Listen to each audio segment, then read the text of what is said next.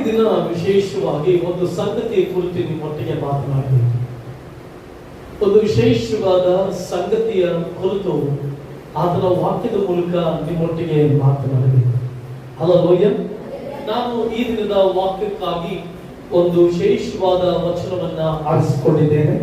ಆ ವಿಶೇಷವಾದ ವಚನ ಕೀರ್ತನೆಗಳು 95ನೇ ಕೀರ್ತನೆ 6ನೇ ವಚನ.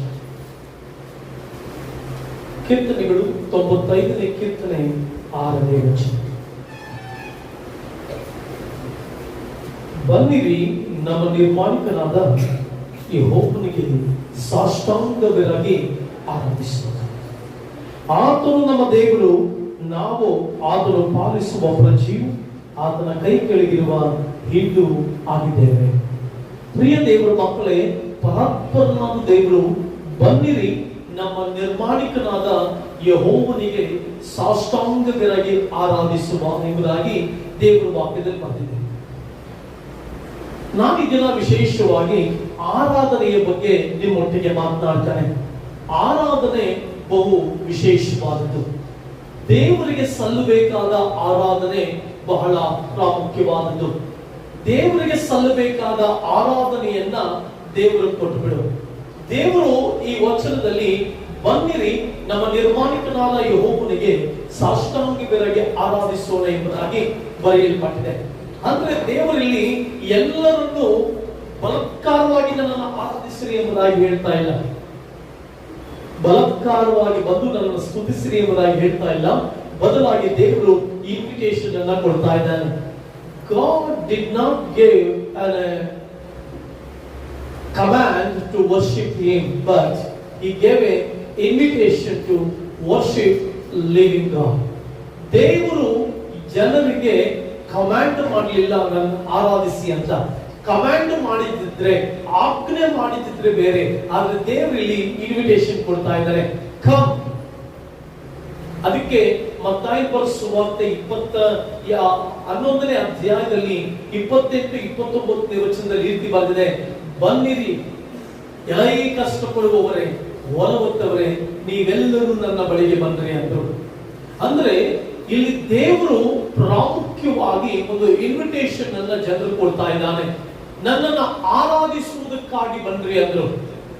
ದೇವಾದಿ ದೇವನನ್ನ ಆರಾಧಿಸುವುದಕ್ಕಾಗಿ, ರಾಜಾದಿ ರಾಜನನ್ನ ಆರಾಧಿಸುವುದಕ್ಕಾಗಿ, ಸರ್ವಶಕ್ತನನ್ನ ಆರಾಧಿಸುವುದಕ್ಕಾಗಿ ದೇವರು ಒಂದು ಇನ್ವಿಟೇಷನ್ ಅನ್ನ ಕೊಡ್ತಾ ಇದ್ದಾರೆ. ಆದ್ರೆ ಈ ದಿನಗಳಲ್ಲಿ ಕ್ರಿಸ್ತೀಯ ಸಮಾಜದಲ್ಲಿ ಅನೇಕ ದೇವರ ಮಕ್ಕಳು ಆರಾಧನೆಯ ಪ್ರಾಮುಖ್ಯತೆ ತಿಳಿದುಕೊಳ್ಳದೇ ಇರುವುದರಿಂದ, ಆರಾಧನೆಯ ಶಕ್ತಿಯುತವಾದ ಬಲವಾದ ಕಾರ್ಯವನ್ನ ತಿಳ್ಕೊಳ್ಳದೆ ಇರೋದ್ರಿಂದ ಆರಾಧಿಸುವುದಕ್ಕೆ ಆಗ್ತಾ ಇಲ್ಲ. ದೇವರನ್ನ ಕೊಂಡಾಗ್ಲಿಕ್ಕೆ ಆಗ್ತಾ ಇಲ್ಲ. ದೇವರನ್ನ ಮಹಿಮೆ ಪಡಿಸಲಿಕ್ಕೆ ಆಗ್ತಾ ಇಲ್ಲ. ಆರಾಧನೆ ಬಹಳ ಪ್ರಾಮುಖ್ಯ. ನಾವೇನ್ ತಿಳ್ಕೊಂಡಿದ್ದೇವೆ, ಭಾನುವಾರ ಚರ್ಚಿಗೆ ಹೋಗ್ಬೇಕು, ಇಲ್ಲಿ ನಿಂತ್ಕೊಂಡು ಯಾರು ಆರಾಧನೆ ನಡೆಸ್ತಾರೆ, ಆ ಕಡೆಯಿಂದ ಆರಾಧನೆಯನ್ನ ಮಾಡಬೇಕು ಎಂಬುದಾಗಿ ತಿಳ್ಕೊಳ್ತೇವೆ. ಅಲ್ಲ, ಆರಾಧನೆ ಅಂತಂದ್ರೆ ನಿನ್ನ ದೇವರನ್ನ ಮೆಚ್ಚಿಸುವಂಥದ್ದು, ನಿನ್ನ ದೇವರನ್ನ ಕೊಂಡಾಡುವಂಥದ್ದು, ನಿನ್ ದೇವರು ನಿನ್ಗೆ ಏನ್ ಆಗಿದ್ದಾರೆ ಅಂತ ಆರಾಧಿಸುವಂಥದ್ದು. ನಿನ್ನ ದೇವರು ನೀನು ಏನು ಆಗಿದ್ದಾರೆ ಅದಕ್ಕಾಗಿ ನೀನು ಆರಾಧಿಸಬೇಕು. ಈ ವಚನದಲ್ಲಿ ಬಂದಿದೆ, ಬನ್ನಿರಿ ನಮ್ಮ ನಿರ್ಮಾಣಿಕರಾದ ದೇವರನ್ನ ಆರಾಧಿಸುವ. ಅಂದ್ರೆ ನಿನ್ನನ್ನು ನಿರ್ಮಾಣ ಮಾಡಿದವನು ದೇವರು ಅಂತ ತಿಳ್ಕೊಂಡ್ರೆ ಅದಕ್ಕೆ ನೀನೇನ್ ಮಾಡ್ತೀಯ? ಅದಕ್ಕೇನ್ ಮಾಡ್ತೀಯ? ನೀನು ದೇವರನ್ನ ಆರಾಧಿಸ್ತೀಯ. ಉದಾಹರಣೆಗೆ, ಟಿವಿಯನ್ನ ಉಂಟು ಮಾಡಲಿಕ್ಕೆ ಪ್ರಯಾಸ ಪಟ್ಟವರು ಗೊತ್ತು ಅದರ ಪ್ರಯಾಸದ ಫಲ, ಅದರ ಪ್ರಯಾಸದ ಕೆಲಸ. ಆ ಕೆಲಸಕ್ಕೆ ಎಷ್ಟು ಟೈಮ್ ಹಿಡಿತು, ಆ ಕೆಲಸವನ್ನ ಆ ಇನ್ವೆನ್ಷನ್ ಅನ್ನ ಮಾಡಲಿಕ್ಕೆ ಎಷ್ಟು ಪ್ರಯಾಸ ಪಟ್ಟ, ಹಾಗೂ ಎಷ್ಟು ಟೈಮ್ ಅವನು ಕೊಟ್ಟ ಅನ್ನುವಂಥದ್ದು ಆ ಯಾವ್ದು ಕಂಡುಹಿಡಿದಂತ, ಟಿವಿಯನ್ನ ಕಂಡುಹಿಡಿದಂತ ವ್ಯಕ್ತಿ ಗೊತ್ತು. ಒಂದು ಮೊಬೈಲ್ ಅನ್ನ ಕಂಡುಹಿಡಿದವನಿಗೆ ಒಂದು ಮೊಬೈಲ್ ಡಿವೈಸ್ ನ ಪ್ರಿಪರೇಷನ್ ಮಾಡುವುದು ಗೊತ್ತು. ಅದಕ್ಕೆ ಎಷ್ಟು ಸಮಯ ಕೊಡಬೇಕು, ಅದಕ್ಕೆ ಎಷ್ಟು ಕೆಲಸ ಹಿಡಿಯುತ್ತೆ, ಅದಕ್ಕೆ ಎಷ್ಟು ದೇಹದ ಪ್ರಯಾಸ ಅವನು ಕೊಡಬೇಕಾಗುತ್ತೆ, ಎಷ್ಟು ಜ್ಞಾನವನ್ನ ಕೊಡಬೇಕಾಗುತ್ತೆ ಅನ್ನೋದು ಗೊತ್ತಿರುತ್ತೆ. ಆದ್ರಿಂದ ಅವನು ಮೊಬೈಲ್ ಅನ್ನ ಬಹಳ ವ್ಯಾಲ್ಯೂ ಮಾಡ್ತಾನೆ. ಚಿಕ್ಕ ಮೊಬೈಲ್ ಇರಲಿ, ದೊಡ್ಡ ಮೊಬೈಲ್ ಇರಲಿ, ಕಂಡಿದ್ದವರು ಗೊತ್ತು ಅದನ್ನ ಹೇಗೆ ಕ್ಲೀನ್ ಆಗಿ ನೋಡ್ಕೊಳ್ಬೇಕು ಅಂತ, ಹೇಗೆ ಕ್ಲೀನ್ ಆಗಿ ಅದನ್ನ ನಡೆಸ್ಕೊಂಡು ಹೋಗ್ಬೇಕು ಅಂತ ಅವನು ಗೊತ್ತಿರುತ್ತೆ. ಅದೇ ರೀತಿಯಾಗಿ ನಿನ್ ಸೃಷ್ಟಿಕರ್ತನು ಯಾರು ಅಂತ ಗೊತ್ತಾದ್ರೆ ಆತನು ನಿನ್ನ ತಾಯಿ ಗರ್ಭದಲ್ಲಿ ಸೃಷ್ಟಿಸುವುದಕ್ಕೆ ಆತನ ಪ್ರಯಾಸ, ಆತನ ಕೈಗಳು ನೀನು ರೂಪಿಸುವುದಲ್ಲ, ಅದರ ಎಲ್ಲಾ ಕಾರ್ಯಗಳು ಆತನಿಗೆ ಮಾತ್ರ ಗೊತ್ತಿರುತ್ತೆ. ಅದರಲ್ಲಿ ಬೆರೆಯುವಂತ ನರಗಳಿರ್ಬೋದು, ಮೂಳೆಗಳಿರ್ಬೋದು, ಪ್ರತಿಯೊಂದನ್ನ ಸೃಷ್ಟಿ ಮಾಡೋದಲ್ಲ. ಆ ಸೃಷ್ಟಿಕರ್ತನು ಯಾರಂತ ನೀನ್ ತಿಳ್ಕೊಂಡ್ರೆ ಆರಾಧನೆ ಮಾಡೋದು ಬಹಳ ಈಸಿ ಆಗುತ್ತೆ. ನಿರ್ಮಾಣಿಕನಾದ ದೇವರನ್ನ, ನಿನ್ನನ್ನ ನಿರ್ಮಾಣ ಮಾಡಿದಂತವನು ದೇವರು ಅಂತ ತಿಳ್ಕೊಂಡ್ರೆ ದೇವರನ್ನ ಆರಾಧಿಸ್ತೀಯ. ನೀನ್ ನಿರ್ಮಾಣ ಮಾಡಿದಂತವನು ನಿನ್ ತಂದೆ ತಾಯಿಗಳು ಅಂತ ತಿಳ್ಕೊಂಡ್ರೆ ದೇವರಿಗೆ ಪ್ರಾಮುಖ್ಯತೆ ಕೊಡಲ್ಲ. ನಿನ್ನನ್ನ ನಿರ್ಮಾಣ ಮಾಡಿದವನು, ನಿನ್ನ ಸೃಷ್ಟಿ ಮಾಡಿದವನು ಪ್ರಾಪಂಚಿಕವಾದಂತ ಜೀವಿತ ಅಂತ ತಿಳ್ಕೊಂಡ್ರೆ ದೇವರಿಗೆ ಪ್ರಾಮುಖ್ಯತೆ ಕೊಡಲ್ಲ. ನಿನ್ನ ಸೃಷ್ಟಿ ಮಾಡಿದವರು ದೇವರು ಅಂತ ತಿಳ್ಕೊಂಡ್ರೆ ಆ ದೇವರಿಗೆ ಪ್ರಾಮುಖ್ಯತೆಯನ್ನು ಕೊಡ್ತೀಯ. ಇವತ್ತು ನಿನ್ನ ನಿರ್ಮಾಣಿಕನಾದ ದೇವರಿಗೆ ಪ್ರಾಮುಖ್ಯತೆಯನ್ನು ಕೊಡ್ತಾ ಇದೆಯಾ? ನಿನ್ನ ದೈವತ್ವಕ್ಕೆ ನೀನು ಆರಾಧನೆಯನ್ನು ಕೊಡ್ತಾ ಇದೆಯಾ? ನೀನು ಯಾರನ್ನ ಅರ್ಥಕೊಳ್ತೀಯೋ ಆತನನ್ನ ಆರಾಧಿಸ್ತೀಯ. ನೀನು ಯಾರನ್ನ ಬಹಳ ಅಪ್ರಮೇಯವಾಗಿ ಅರ್ಥಕೊಳ್ತೀಯೋ ನೀವು ಅರಿತಿರುವಂತದ್ದನ್ನ ಆರಾಧಿಸುವಿರಿ, ನೀವು ಅರಿಯದೇ ಇರುವುದನ್ನು ಆರಾಧಿಸುವುದಿಲ್ಲ ಎಂಬುದಾಗಿ ಯೇಸು ಸ್ವಾಮಿ ಆ ವ್ಯಭಿಚಾರ ಸ್ತ್ರೀಗೆ ಯಾಕೋಬನ ಬಾವಿಯ ಬಳಿಯಲ್ಲಿ ಹೇಳ್ತಾರೆ. ನೀನು ಇವತ್ತು ಏನು ಅರ್ಥಕೊಳ್ತಾ ಇದೆಯಾ? ದೇವರನ್ನ ಅನುಭವಿಸ್ತಾ ಇದೆಯಾ? ದೇವರು ಯಾರಾಗಿದ್ದಾರೆ, ನೀನ್ ದೇವರು ಯಾರಾಗಿದ್ದಾರೋ, ನಿನ್ನ ನಿರ್ಮಾಣಿಕನು ಯಾರಾಗಿದ್ದಾನೋ ಆತನನ್ನು ಪೂರ್ಣವಾಗಿ ಆರಾಧಿಸ್ತೀಯ. ನಿನ್ ದೇವರನ್ನ ನೀನು ಹೇಗೆ ತಿಳ್ಕೊಂಡಿದ್ದೀಯ? ನಿನ್ ದೇವರು ಯಾರು? ನಿನ್ನ ರಕ್ಷಕನು ಯಾರು? ಆತನನ್ನ ಹೇಗೆ ಆರಾಧಿಸ್ತಾ ಇದೆಯಾ? ಯಾಕೆ ಇವತ್ತಿನ ದಿನ ದೇವ ಜನರು ಆರಾಧಿಸುವುದಕ್ಕೆ, ನಿರ್ಮಾಣಿಕನಾದಂತ ದೇವರನ್ನ ಆರಾಧಿಸುವುದಕ್ಕೆ ಆಗ್ತಾ ಇಲ್ಲ, ನಿರ್ಮಾಣಿಕನಾದಂತ ದೇವರನ್ನ ಭಜಿಸಲಿಕ್ಕೆ ಆಗ್ತಾ ಇಲ್ಲ, ನಿರ್ಮಾಣಿಕನಾದಂತ ದೇವರಿಗೆ ಪ್ರಾಮುಖ್ಯತೆ ಕೊಡ್ಲಿಕ್ಕೆ ಆಗ್ತಾ ಇಲ್ಲ. ದೇವ ಜನರಾದಂತ ನಾವುಗಳು ಇಡೀ ಪ್ರಪಂಚದಲ್ಲಿ ಸೃಷ್ಟಿಕರ್ತನನ್ನ ಆರಾಧಿಸಬೇಕು. ನಿಯಮಕನು ಆತನೇ, ಎಲ್ಲಾ ಕಾರ್ಯಗಳಿಗೂ ನಿಯಮಕನು ಆತನೇ, ನಿನ್ನ ಜೀವಿತದ ನಿರ್ಮಾತೃ ಆತನೇ, ನಿನ್ನ ಜೀವಿತದ ಸೃಷ್ಟಿಕರ್ತ ಆತನೇ. ಆತನನ್ನ ಹೇಗೆ ಆರಾಧಿಸ್ತಾ ಇದೆಯಾ? ಹಲ್ಲೆಲೂಯಾ. ಅದಕ್ಕೆ ನಮ್ಮ ನಿರ್ಮಾಣಿಕನಾದ ದೇವರಿಗೆ ಸಾಷ್ಟಾಂಗವಾಗಿ ಆರಾಧಿಸೋಣ. ಆತನು ನಮ್ಮ ದೇವರು. ನಿನ್ ದೇವರು ಯಾರು? ನಿನ್ ದೇವರು ಒಂದು ವೇಳೆ ಎಷ್ಟೋ ಜನರು ದೇವರನ್ನ ಆರಾಧಿಸಲಿಕ್ಕೆ ಆಗ್ತಾ ಇಲ್ಲ, ದೇವರನ್ನ ಸ್ತುತಿಸಲಿಕ್ಕೆ ಆಗ್ತಾ ಇಲ್ಲ.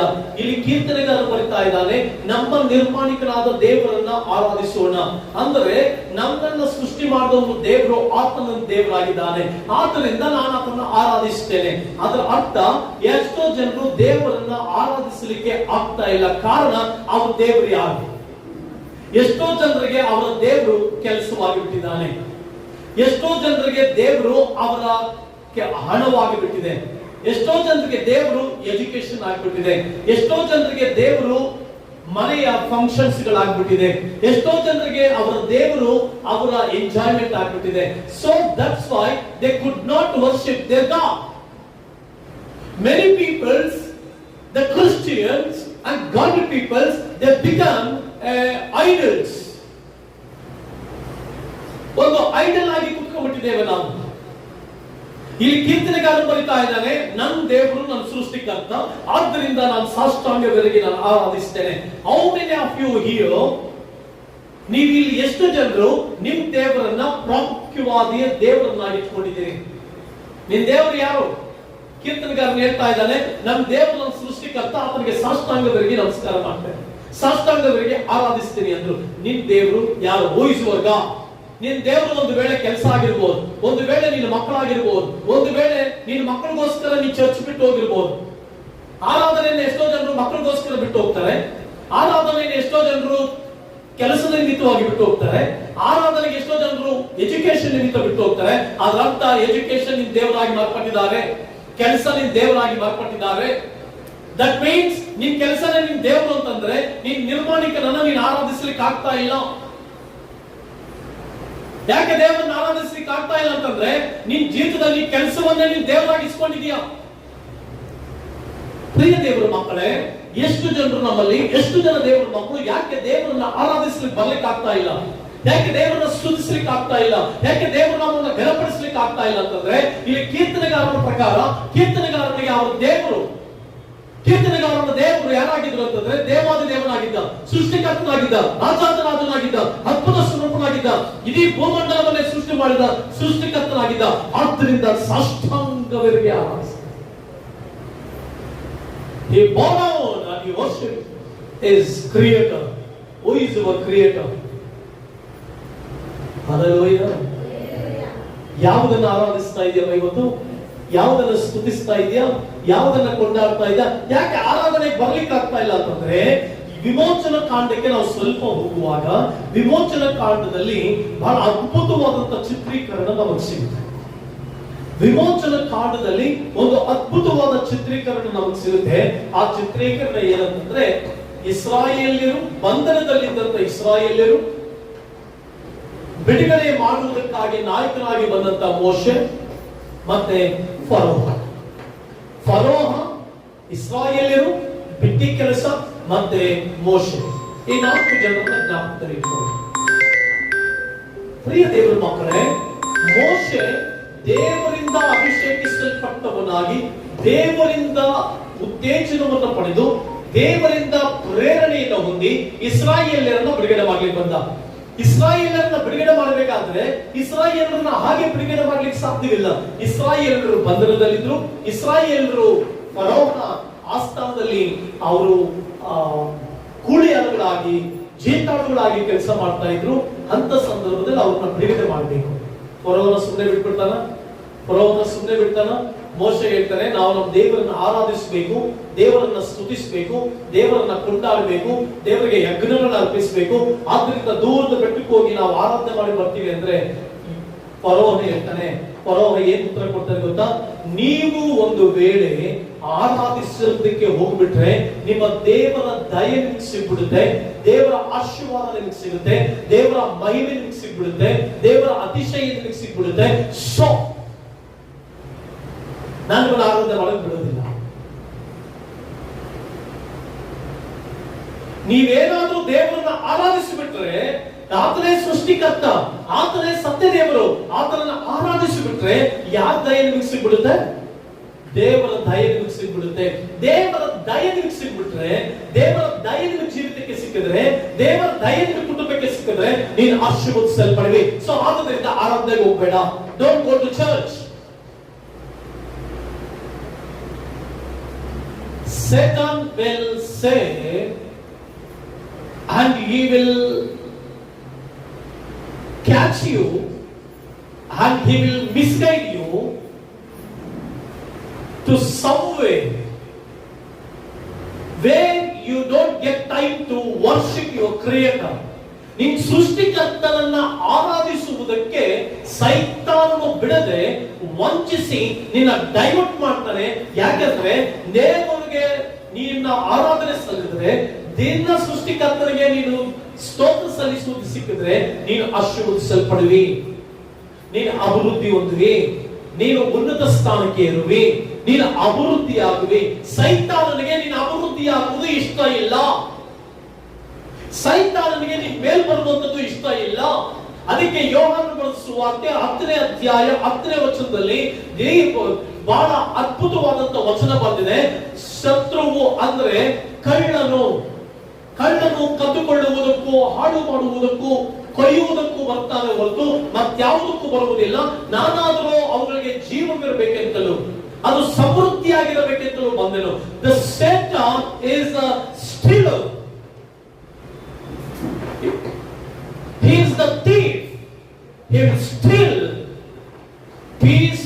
He will steal God's blessings. He will steal prosperity. He will steal everything from you. ನೀನಿಂದ ಎಲ್ಲವನ್ನ ಕದ್ದುಕೊಂಡಿರ್ತಾನೆ. ಆರಾಧನೆ ಬಹಳ ಅದ್ಭುತವಾದದ್ದು. ಇಲ್ಲಿ ಫರೋಹನ ಬಳಿಗೆ ಬಂದಂತ ಮೋಶೆ ದೇವರ ಬಳಿ ಬಂದು ಕೇಳ್ತಾರೆ, ಸ್ವಾಮಿ, ಫರೋಹನ ಹತ್ರ ನಾನು ಎಷ್ಟು ಸಾರಿ ಹೋಗ್ಲಿ, ನಿನ್ ಜನರನ್ನ ಆರಾಧನೆ ಮಾಡ್ಲಿಕ್ಕೆ ಬಿಡ್ತಾ ಇಲ್ಲ, ಅವನು ನಿನ್ ಜನರನ್ನ ಸ್ತುತಿ ಮಾಡ್ಲಿಕ್ಕೆ ಬಿಡ್ತಾ ಇಲ್ಲ, ನಿನಗೆ ಯಜ್ಞ ಅರ್ಪಿಸ್ಲಿಕ್ಕೆ ಬಿಡ್ತಾ ಇಲ್ಲ. ತಿರುಗಿ ದೇವರಿಂದ ಫರೋಹನ ಹತ್ರ ಹೋದಾಗ ಫರೋಹನು ಸ್ಟೇಟ್ಮೆಂಟ್ ಮಾಡ್ತಾರೆ, ಅಯ್ಯ ಮೋಶೆ, ನಿನ್ ಜನರನ್ನ ನಾನು ಬಿಡೋದು ಏನು ಕಷ್ಟಕರವಾದಲ್ಲ, ಬಿಟ್ಟು ಬಿಡ್ಬೋದು. ನಾನು ಬಿಟ್ಟು ಬಿಟ್ರೆ, ಈ ಬಿಟ್ಟಿ ಕೆಲಸದಿಂದ ಬಿಟ್ಟು ಬಿಟ್ರೆ ಅವ್ರ ಮೇಲೆ ಏನ್ ಉಂಟಾಗ್ಬಿಡುತ್ತೆ? ದೇವರ ದಯೆ ಉಂಟಾಗಿ ಅವರು ದೇವರ ಆಶೀರ್ವಾದವನ್ನು ಬಿಡ್ತಾರೆ. ಆದ್ರಿಂದ ನಾನು ಬಿಡೋದಿಲ್ಲ ಅಂದ್ಬಿಟ್ಟ. ಬಿಟ್ಟಿ ಕೆಲಸವನ್ನ ಇಟ್ಟ. ಇನ್ನು ಹೆಚ್ಚು ಬಿಟ್ಟಿ ಕೆಲಸವನ್ನ ಇಟ್ಟ. ಪ್ರಿಯ ದೇವರ ಮಕ್ಕಳೇ, ಆರಾಧಿಸುವುದಕ್ಕಾಗದಂತೆ ಸೈತಾನನು ನಿನಗೆ ಬಿಟ್ಟಿ ಕೆಲಸವನ್ನ ನೇಮಿಸ್ತಾನೆ. ಬಿಟ್ಟಿ ಕೆಲಸದಲ್ಲಿ ತೊಡಗಿಕೊಂಡಿರ್ಬೇಕು ನೀನು. ಅನೇಕ ಜನರು, ಅನೇಕ ದೇವರ ಮಕ್ಕಳು ಕೆಲಸದ, ಅವರ ದಿನನಿತ್ಯದ ಕೆಲಸದ ಬಿಟ್ಟಿ ಕೆಲಸದಲ್ಲಿದ್ದಾರೆ. ಅವರು they became as slavers to the work. Some believers, they become a slave to money. ಕೆಲವು ದೇವರ ಮಕ್ಕಳು ತಮ್ಮ ಕೆಲಸಕ್ಕೆ ದಾಸರಾಗಿದ್ದಾರೆ. ಇನ್ನು ಕೆಲವು ದೇವರ ಮಕ್ಕಳು ಹಣ ಸಂಪಾದನೆಗಾಗಿ ದಾಸರಾಗಿದ್ದಾರೆ. ಇನ್ನು ಕೆಲವು ದೇವರ ಮಕ್ಕಳು ಅವರ ಜೀವಿತದ ಫಂಕ್ಷನ್ಸ್ ಗಳಿಗೆ ದಾಸರಾಗಿದ್ದಾರೆ.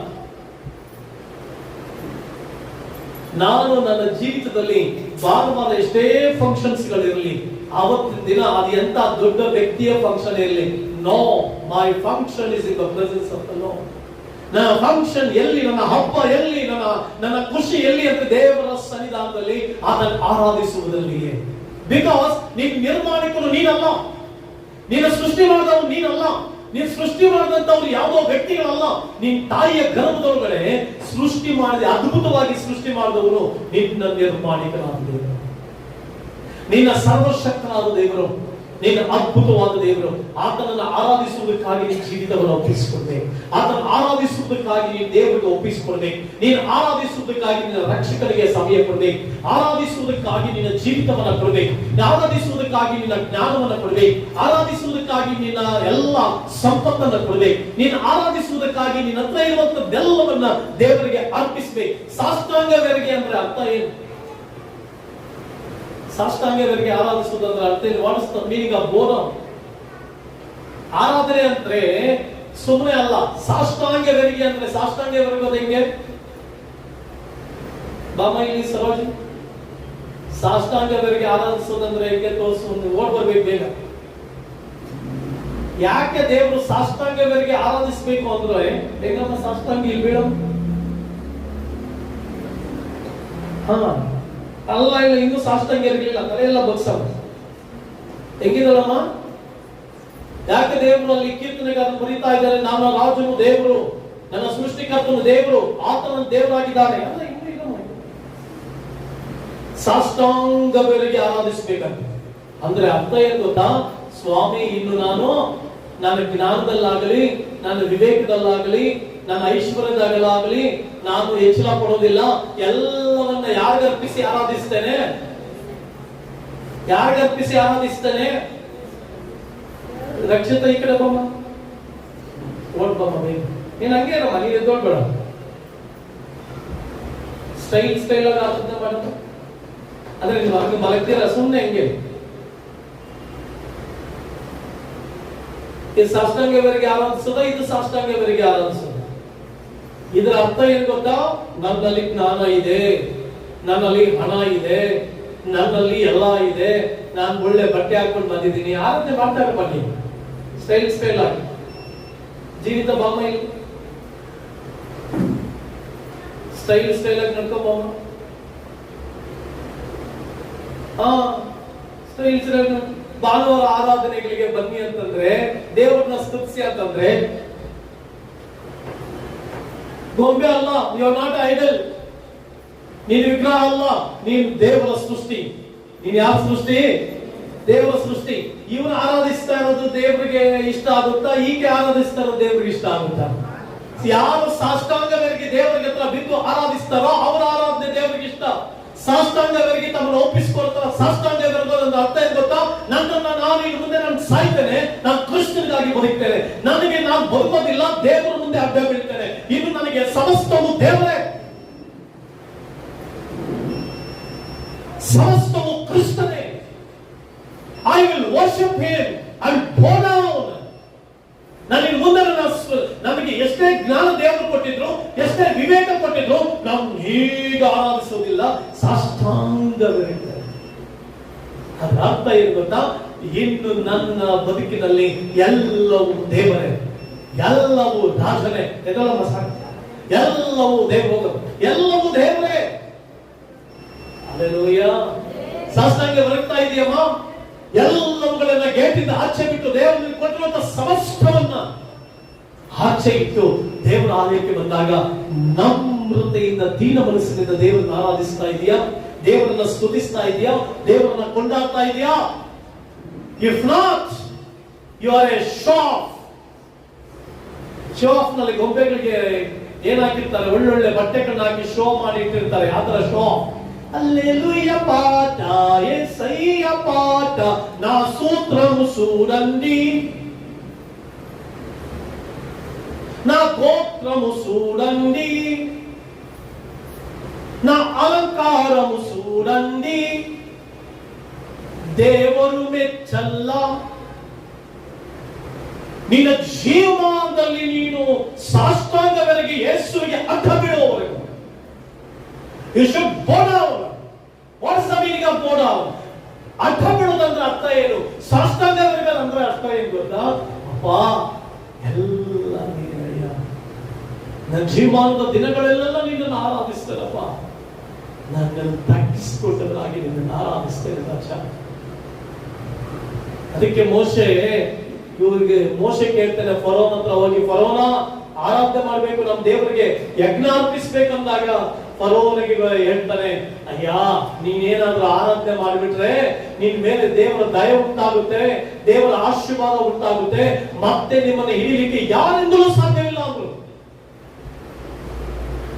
ದೇವರನ್ನ ಆರಾಧಿಸದಂತೆ ಸೈತಾನ್ ನೋಡ್ಕೊಳ್ಳುವಂತ ಕುತಂತ್ರ ಏನ್ ಗೊತ್ತಾ? ನಿನಗೆ ಕೆಲಸದಲ್ಲಿ ನಿನ್ನನ್ನ ಬ್ಯುಸಿಯಾಗಿರ್ತಾನೆ. ಆರಾಧನೆ ಬರ್ಲಿಕ್ಕೆ ಬಿಡಲ್ಲ. ಆರಾಧನೆ ಬರ್ಲಿಕ್ಕೆ ಸಮಸ್ಯೆ ನಿನ್ನ ಮಕ್ಕಳಲ್ಲ.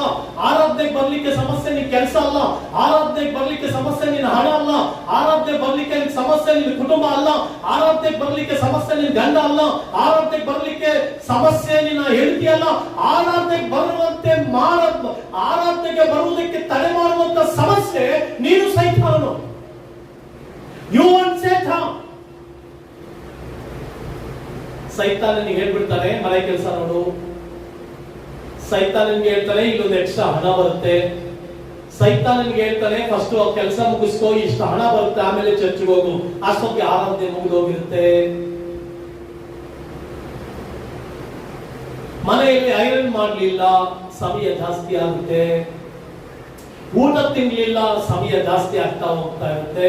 ಆರಾಧಿಸುವುದಕ್ಕೆ ಸೈತಾನು ನಿನ್ನನ್ನು ತಡೆ ಮಾಡ್ತಾ ಇದ್ದಾನೆ ಅಂತಂದ್ರೆ ಅದ್ರ ಅರ್ಥ ತಿಳ್ಕೋ, ದೇವರು ನಿನ್ನ ಆಶೀರ್ವದಿಸಲಿಕ್ಕಿದ್ದಾನೆ, ದೇವರು ನಿನ್ನ ಉತ್ತಮ ಸ್ಥಾನಕ್ಕೆ ತರಲಿಕ್ಕಿದ್ದಾನೆ, ದೇವರು ನಿನ್ನ ಅತಿಶಯ ಸ್ಥಾನಕ್ಕೆ ತರಲಿಕ್ಕಿದ್ದಾನೆ. ಸೈತಾನ ಏನ್ ಮಾಡ್ತಾನೆ? ಮೊದಲನೇದಾಗಿ individually he will attack individual people. Individual ಆಗಿ ಫಸ್ಟ್ ಅಟ್ಯಾಕ್ ಮಾಡ್ತಾನೆ. ಫರೋಹನ 9ನೇ ಅಧ್ಯಾಯದಲ್ಲಿ ಕೇಳ್ತಾನೆ, ಯಾರನ್ನು ಹೋಗ್ಬೇಕೆಂಬುದಾಗಿದ್ದೀರಿ? ನಾವು, ನಮ್ಮ ಮಕ್ಕಳು ಎಲ್ಲರೂ ಹೋಗ್ಬೇಕೆಂಬುದಾಗಿದ್ದೀವಿ ಅಂತ. ಮೊದಲನೇದಾಗಿ ಭಾನುವಾರದ ಆರಾಧನೆ ದೇವರಿಗೆ ಸಮರ್ಪಿಸು. ಸಾಷ್ಟಾಂಗವಿರಬೇಕು. ನೀನು ಏನಿರ್ಬೇಕಮ್ಮ? ಅಹಂಕಾರವಾಗಿ ಬಂದು ಕುಳಿತುಕೊಂಡೆ ನೀನು ಯಾವುದರಲ್ಲಿಯೂ ಆಶೀರ್ವದಿಸಲ್ಪಡುವುದಿಲ್ಲ.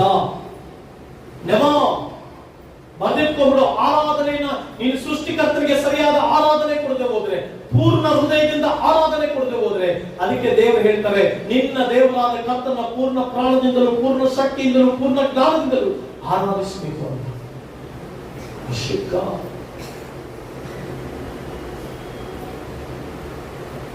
ಎರಡನೇದಾಗಿ ನೀನು ಕುಟುಂಬವನ್ನು ಬಿಡೋದಿಲ್ಲ.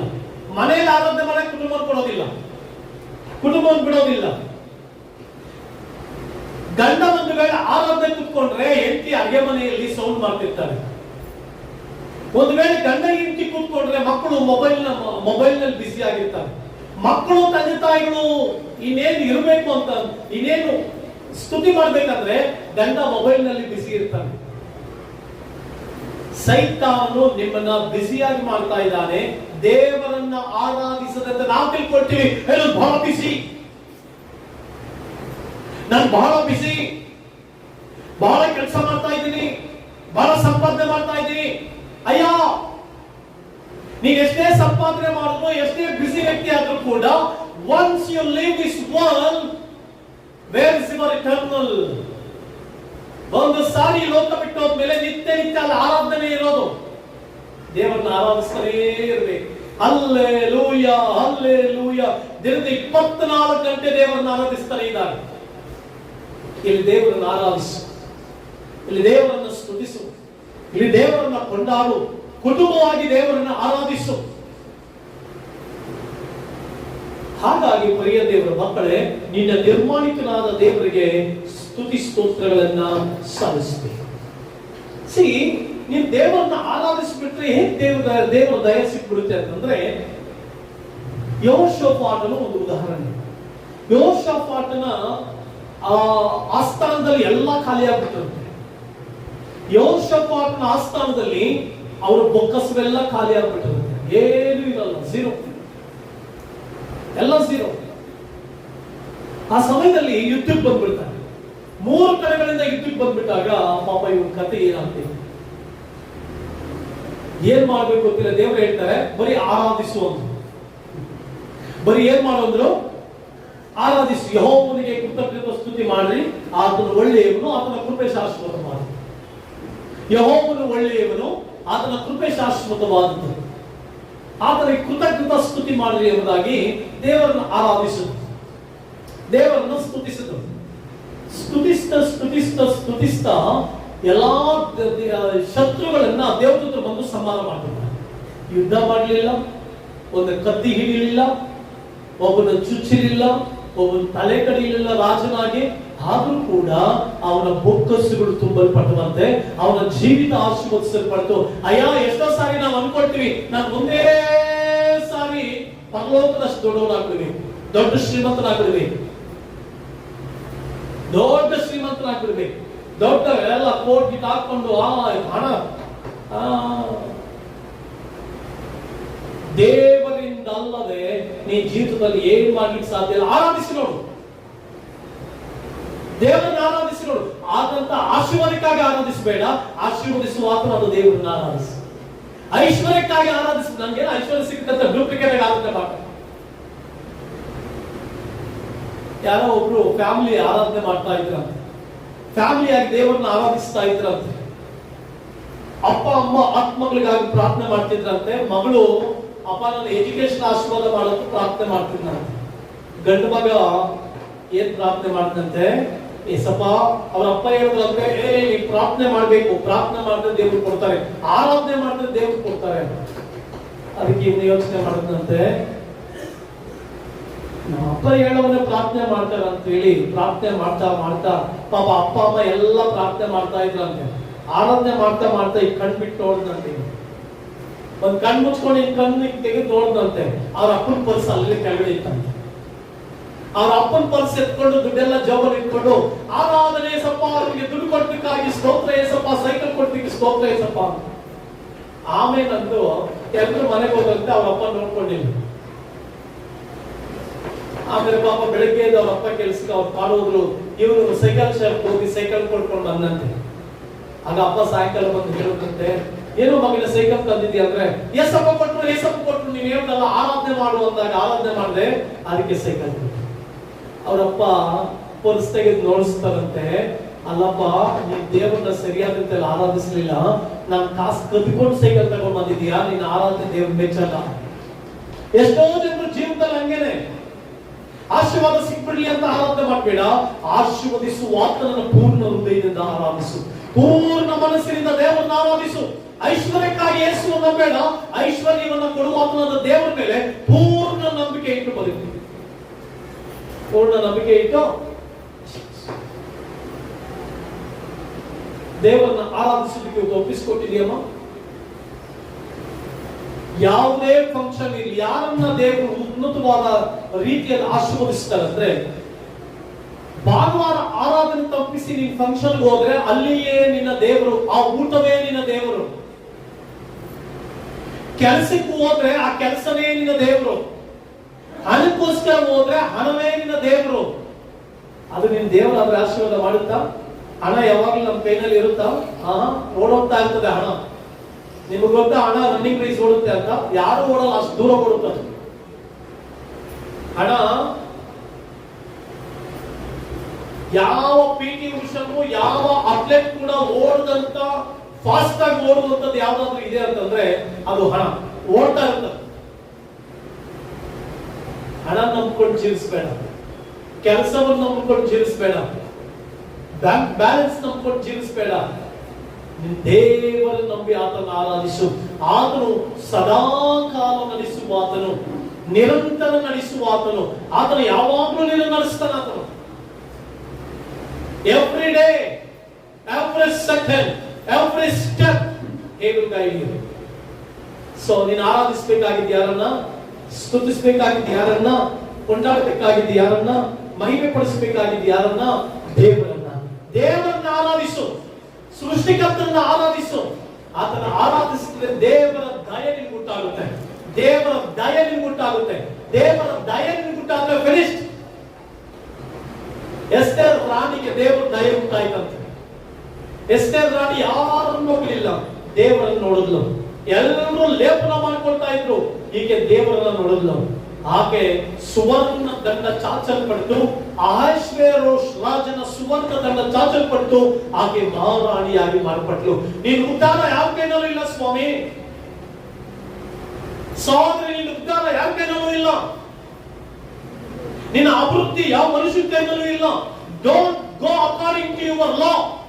Don't go according to your things. Don't go according to your thinking, but walk according to the word of God. ದೇವರ ವಾಕ್ಯಾನುಸಾರವಾಗಿ ನಡಿ. ದೇವರ ವಾಕ್ಯಾನುಸಾರವಾಗಿ ಜೀವಿಸು. ನಿನ್ನನ್ನು ಹಿಡಿಯೋದಕ್ಕೆ ಯಾರ ಕೈನಲ್ಲೂ ಆಗಲ್ಲ. ನಿನ್ನ ಅಭಿವೃದ್ಧಿನ ಸ್ಟಾಪ್ ಮಾಡಕ್ಕೆ ಯಾರ ಕೈನಲ್ಲೂ ಆಗಲ್ಲ. ನಿನ್ನ ಆಶೀರ್ವಾದ ಸ್ಟಾಪ್ ಮಾಡಕ್ಕೆ ಯಾರ ಕೈನಲ್ಲೂ ಆಗಲ್ಲ. ದೇವರು ಇರಬೇಕಯ್ಯ ನಿನ್ನ ಜೀವಿತದಲ್ಲಿ. ದೇವರು ಇರಬೇಕು ನಿನ್ನ ಬದುಕಿನಲ್ಲಿ. ನಿನ್ನ ಆಲೋಚನೆಗಳಲ್ಲಿ ದೇವರು ಇರಬೇಕು, ಯೇಸು ಇರಬೇಕು. ಓಡ್ತಾ ಇದೆಯಾ? ಯಾವುದರಿಂದ ಓಡ್ತಾ ಇದೆಯಾ? ದೇವರನ್ನು ಆರಾಧಿಸುವ. ಅಯ್ಯ ಸಹೋದರಿ, ಸಹೋದರ, ದೇವರನ್ನ ಸ್ತುತಿಸು. ಪರಿಶುದ್ಧ ಸರಿಯಾದ ಸಮಯಕ್ಕೆ ಬಂದು ದೇವರನ್ನ ಆರಾಧಿಸು. ಸರಿಯಾದ ಸಮಯಕ್ಕೆ ಬಂದು ದೇವರನ್ನ ಆರಾಧಿಸುವುದಕ್ಕೆ ತಡೆ ಮಾಡ್ತಾ ಇರೋದು ಯಾರು? ಸೈತಾನನು. ಸೈತಾನ ಯಾಕೆ ತಡೆ ಮಾಡ್ತಾ ಇದ್ದಾನೆ? ಪ್ಲೇಸ್ ಕೊಡ್ತಾ ಇರೋದು ಯಾರು? ಜಾಗ ಕೊಡ್ತಾ ಇರೋದು ಯಾರು?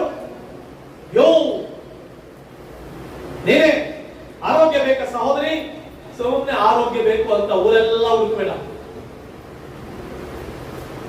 ಅಭಿವೃದ್ಧಿ ಆಗ್ಬೇಕಂತ ಊರೆಲ್ಲ ಹುಡುಕ್ಬೇಡ. ದೇವರನ್ನು ಹುಡುಕು. Seek God and worship Him. ದೇವರನ್ನ ಆರಾಧಿಸಮ್ಮ. ಆತನೇ ನಿನ್ನ ನಿರ್ಮಾಣಿಕನು. ತಾಯಿಯ ಗರ್ಭದೊಳಗಡೆ ನಿನ್ನ ಅಂದ ಚಂದವಾಗಿ ರೂಪಿಸಿದವನು ಆತನೇ. The one created. ದೇವರ ವಾಕ್ಯದಲ್ಲಿ ಬಂದಿದೆ, ನೀನು ನನ್ನ ಅದ್ಭುತವಾಗಿ ರೂಪಿಸಿದ್ದೀನಿ. ಹಲ್ಲೆಲೂಯ. ನಾನು ಪ್ರಸಂಗ ಮಾಡಿದ್ದೆ, ನೀನೇ ಒಂದು ಅದ್ಭುತ. You are the miracle. ನೀನೇ ಒಂದು ಅದ್ಭುತ. ಕೀರ್ತನೆಗಾರನು ಬರ್ತಾರೆ, ನೀನನ್ನು ಅದ್ಭುತವಾಗಿ ಸೃಷ್ಟಿ ಮಾಡಿದ್ದೀನಿ, ರೂಪಿಸಿದ್ದೀಯಾ. ನನ್ನ ಅದ್ಭುತವಾಗಿ ರೂಪಿಸೋ ನೀನು ಇರು. ಆದ್ದರಿಂದ ನನ್ನ ಅದ್ಭುತವಾಗಿ ರೂಪಿಸಿದವರಿಗೆ ಸ್ತುತಿ ಮಾಡಬಾರದಾ? ನನ್ನ ಅದ್ಭುತವಾಗಿ ರೂಪಿಸಿದವರನ್ನ ಕೊಂಡಾಡಬಾರದ, ಸ್ತುತಿ ಮಾಡಬಾರದ? ಆದುದರಿಂದ ಪ್ರಿಯ ದೇವರ ಮಕ್ಕಳೇ, ದೇವರನ್ನ ಆರಾಧಿಸಿ, ದೇವರನ್ನ ಸ್ತುತಿಸಿ. ಆರಾಧನೆಗೆ ಏನೇ ತಡೆ ಬಂದರೂ ಕೂಡ ಸೈತಾನನಿಗೆ ಹೇಳು, ನಾನು ಆರಾಧಿಸಿ ಹೋಗಿ ಬಂದ ಮೇಲೆ ಎಲ್ಲ, ನಾನು ಆರಾಧಿಸಿ ಬರೋವರೆಗೂ ನಾನು ಯಾವ ಕೆಲಸವನ್ನು ಮುಟ್ಟಲ್ಲ. ನಾನು ಆರಾಧಿಸಿ ಬರೋವರೆಗೂ ಯಾವ ಫಂಕ್ಷನ್ಗೂ ಹೋಗಲ್ಲ. ನಾನು ಆರಾಧಿಸಿ ಬರೋವರೆಗೂ ನಾನು ಯಾವ ಹಣದ ಮೇಲೆ ಮನಸ್ಸಿರಲ್ಲ. ನಾನು ಆರಾಧಿಸಿ ಬರೋವರೆಗೂ ಯಾವ ಕಾರ್ಯಗಳ ಮೇಲೆ ನಾನು ಮನಸ್ಸಿರಲ್ಲ. ನಾನು ಮನಸ್ಸೆಲ್ಲ ದೇವರನ್ನ ಆರಾಧಿಸಬೇಕು, ದೇವರನ್ನ ಸ್ತುತಿಸಬೇಕು, ದೇವರನ್ನ ಕೊಂಡಾಡಬೇಕು ಎಂಬುದಾಗಿಯೇ ಬಾ. ನಿನಗೆ ಜಾಸ್ತಿ ದಿನಗಳು ಬೇಕಾಗಿಲ್ಲ. ನಿನಗೆ ಪ್ರಮೋಷನ್ಗೆ ಜಾಸ್ತಿ ದಿನಗಳು ಬೇಕಾಗಿಲ್ಲ. ನಿನ್ನ ಅಭಿವೃದ್ಧಿಗೆ ಜಾಸ್ತಿ ದಿನಗಳು ಬೇಕಾಗಿಲ್ಲ. ನಿನ್ನ ಆಶೀರ್ವಾದಕ್ಕೆ ಜಾಸ್ತಿ ದಿನಗಳು ಬೇಕಾಗಿಲ್ಲ. ನಿನ್ನ ಉನ್ನತ ಸ್ಥಾನಕ್ಕೆ ಜಾಸ್ತಿ ದಿನಗಳು ಬೇಕಾಗಿಲ್ಲ. ನಿನ್ನ ದೇವರು ಉತ್ತಮ ಸ್ಥಾನಕ್ಕೆ ತರಲಿ. God will exalt you. ದೇವರ ಅದ್ಭುತವಾಗುತ್ತೆ ಮೇಲೆ. ಆದ್ರೆ ಸಮಸ್ಯೆ ಏನಂದ್ರೆ, ನಿನ್ನ ಸೈತಾನ ಬಿಡ್ತಾ ಇಲ್ಲ, ಆರಾಧಿಸುವುದಕ್ಕಾಗಿ ಬಿಡ್ತಾ ಇಲ್ಲ. ದೇವರ ದಯವೊಂದಿಗೆ ಎಂಬುದಾಗಿ ಗೊತ್ತು. ದೇವರ ದಯ ಬೇಕಾ? ಇಲ್ಲ ಮನುಷ್ಯರ ದಯ ಬೇಕಾ? ಯಾವ ಬೇಕು? Which one do you want? ಯಾವ ಬೇಕು ನಿನಗೆ ಸಹೋದರಿ, ಸಹೋದರ? ಆರಾಧಿಸು. ನಮ್ಮ ನಿರ್ಮಾಣಿಕನಾದ ದೇವರಿಗೆ ಸಾಷ್ಟಾಂಗವೆರಗಿ.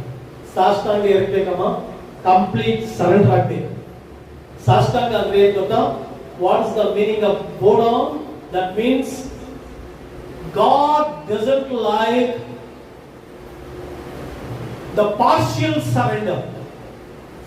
ಅರ್ಧಂಬರ್ಧ ಸರೆಂಡರ್ ಬೇಕಾಗಿಲ್ಲ, ಕಂಪ್ಲೀಟ್ ಸರೆಂಡರ್ ಬೇಕು.